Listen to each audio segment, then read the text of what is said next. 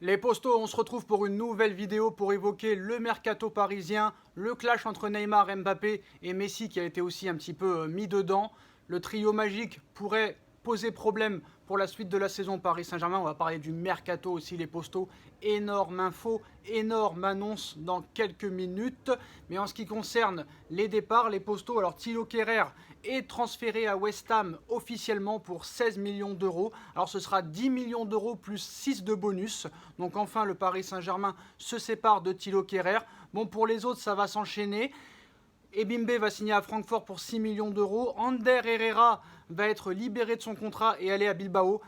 Mais il y a quelque chose dont je voulais préciser qui pour moi n'est pas normal. Et pour moi c'est très clair. Le Paris Saint-Germain a encore des progrès à faire au niveau des ventes. Parce que là, très clairement, une information qui vient de tomber sur Idrissa Gueye. Idrissa Gueye que tu as quand même acheté 32 millions. Idrissa Gueye qui a joué quand même plus de 20 matchs la saison dernière avec le Paris Saint-Germain. Il n'a pas été toute la saison sur le banc. Alors certes, il n'a pas été bon. Mais là, si vraiment cette information est vraie, c'est un scandale.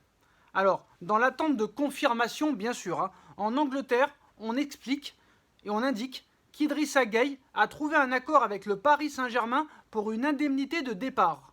Donc cela devrait lui permettre de rejoindre Everton.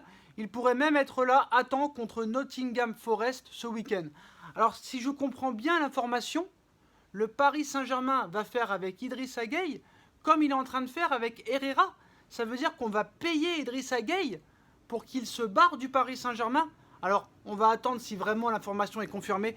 Mais si vraiment le Paris Saint-Germain paye Idrissa Gueye pour qu'il s'en aille, alors que je pense quand même que Idrissa Gueye doit avoir minimum une valeur marchande d'au moins 10 millions d'euros. Si vraiment, en plus de ça, tu t'en sépares pour 0 euros, mais en plus tu le payes pour partir, c'est que là, très clairement, Campos ou Enrique, peu importe comment il s'appelle, là, il y a un réel problème. Parce que là, déjà, pour moi, Kehrer, c'est très mal vendu. Dina et Bimbe, c'est très mal vendu. Ils en voulaient 15, ils vont en avoir 6. Kehrer, ils en voulaient 30, ils vont en avoir 16. Et encore 10 millions de bonus. Enfin, 6 millions de bonus plus 10 millions secs. Diallo, pas de nouvelles. Icardi, ils l'ont acheté 72. S'ils le vendent 20-25, c'est le maximum. En plus, prêt avec option d'achat. Leandro Paredes, ça pourrait être un prêt aussi. Donc à un moment donné, là, c'est compliqué. Et je pense que très clairement, ils veulent peut-être aller vite pour vraiment se séparer des indésirables, mais je pense qu'il y avait vraiment matière à mieux faire au niveau des ventes. En tout cas, si Gueye part gratuitement, et en plus de ça, si on le paye pour partir, c'est un scandale. Voilà. Alors, les autres informations, avant de passer à l'énorme annonce et à l'énorme bombe et à l'énorme info. Luis Campos a officiellement nommé un nutritionniste à temps plein rattaché à l'équipe première du Paris Saint-Germain. Sa première décision, supprimer le Coca-Cola et l'Ice Tea des repas. Non mais attends, ça veut dire que il y a quelques saisons, ou même les saisons précédentes, le Coca et l'Ice Tea étaient autorisés.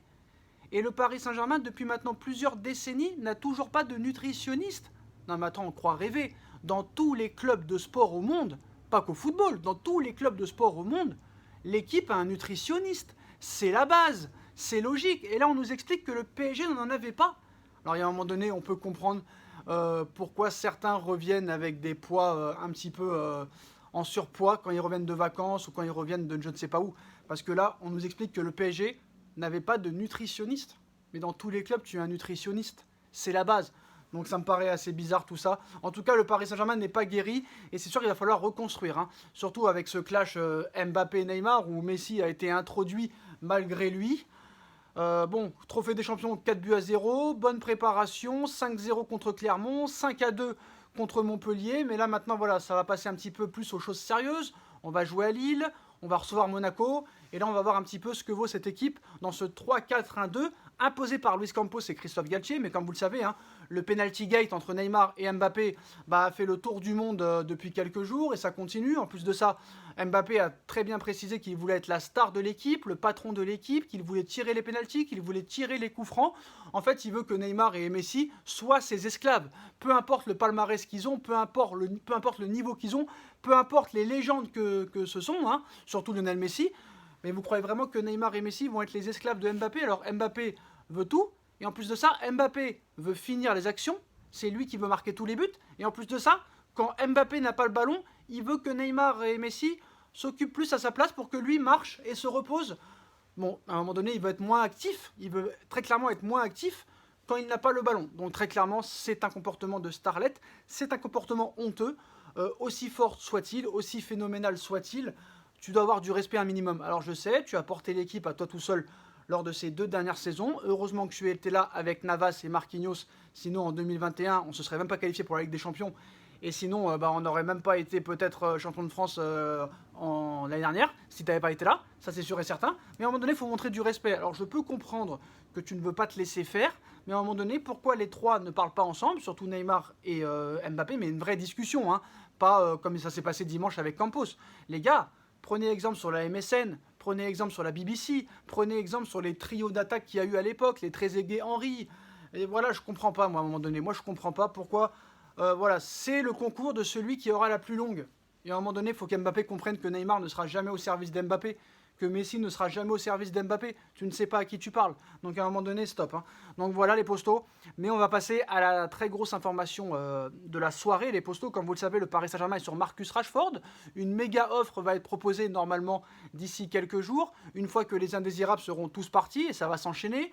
Icardi pourrait partir aussi. Une fois que ce sera parti, il y aura beaucoup de liquidités, la masse salariale qui va s'alléger.